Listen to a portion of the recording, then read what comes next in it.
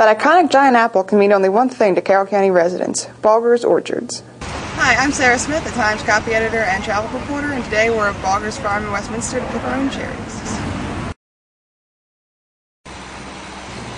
Times staff writer Carrie Ann Nauer and I set out to pick a peck of cherries and then bake a cake. There were still plenty of cherries on the trees when we were at the orchard on June 19th. Well, we've been picking for about 10 or 12 minutes and we already have almost a peck. But you should get out while you can, because the recent wet weather seems to be taking a toll on the fruit.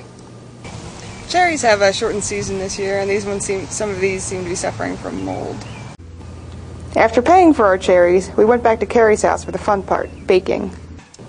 And the not-so-fun part, pitting. Hi, I'm Carrie Nauer from Carroll Kitchens and also the video blog My Home Life Remodel. And I was with Sarah today when we were picking the cherries, and we're back in my kitchen now, and we're going to make a cherry almond cake with them. Now the first thing that we do is we grind up our almonds.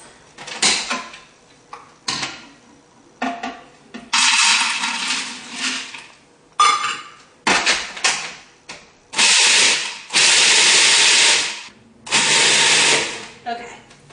And they tell you to set 1/4 cup aside, and I think we're going to use that as a topping. Now we add our flour, baking powder, and salt to the almonds, and it's going to start making all of the dry ingredients into a dough.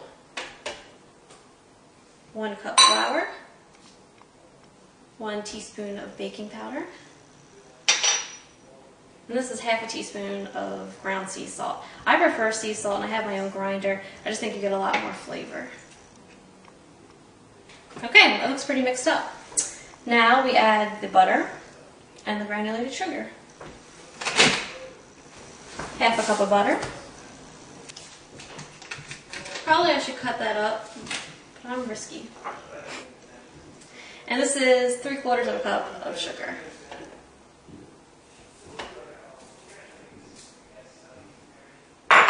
Alright. So this will really get the dough going. Alright, and now we add 3 eggs, 1 at a time.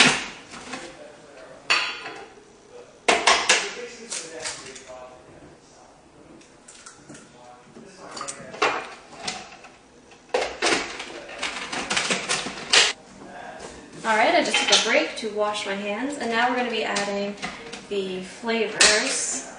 It's going to be using vanilla, which is pretty much in every baking recipe, 1/2 teaspoon.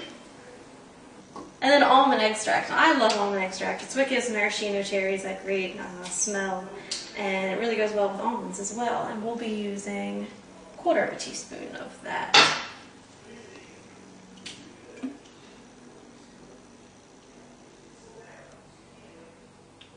There we go.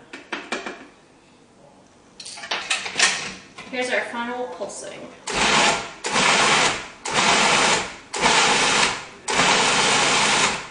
Okay, so it's not very fluffy like a normal cake batter. I'm a little interested to see how this is going to turn out. Okay, so I've already buttered my pan, and I have a piece of, what do you call that, parchment paper in the bottom. So now I'm just going to add a little bit of flour around the edges so that it'll come out really smoothly after it's baked. Okay, and now for the cherries, and Sarah was very kind to cut them in half. We did not have a pitter, and I forgot to ask them to do it at Baugher. This is 2½ cups of pitted cherries. We just want to spread them in a sort of even layer across the top. It's going to be juicy, get a nice red color. Just spread it out. Now we're going to take the leftover almonds that we pulled out earlier and just sprinkle it on top. So here we go. This is what it looks like before we put it in the oven. We are going to bake it for 45 minutes and see how it turns out. And here we go. Here is our finished cherry almond cake. It is beautiful, and hopefully it'll taste great.